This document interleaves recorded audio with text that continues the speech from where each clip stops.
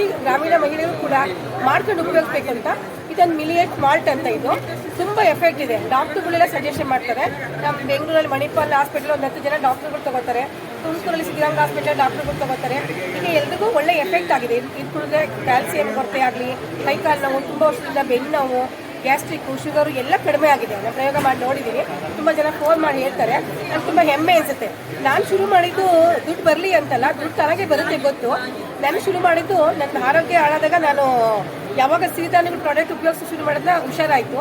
ಪ್ರತಿಯೊಂದು ಮನೇಲೂ ಹೆಣ್ಮಕ್ಳು ಕಷ್ಟಪಟ್ಟು ಹುಷಾರಿಲ್ಲ ಅಂದ್ರೆ ಕೆಲಸ ಮಾಡ್ತಾರೆ.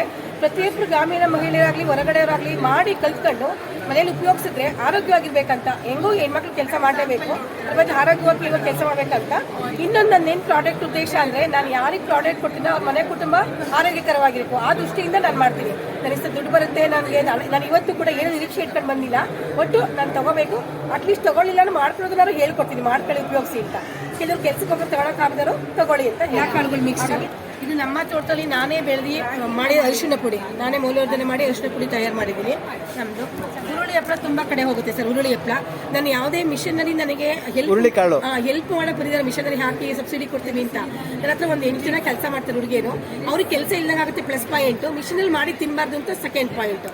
ಹಾಗಾಗಿ ನಾವೇ ಕೈಯಲ್ಲಿ ಕಲಸಿ ಕೆಚ್ಚಿ ಹರಿದು ಲಟ್ಸ್ತೀವಿ. ಇದು ಹಾಗಾಗಿ ಹುರುಳಿ ಹಪ್ಪಳನೂ ತುಂಬ ಸೇಲ್ ಆಗುತ್ತೆ. ಈ ಥರ ತುಂಬ ಪ್ರಾಡಕ್ಟ್ ಮಾಡ್ತೀವಿ ಸರ್.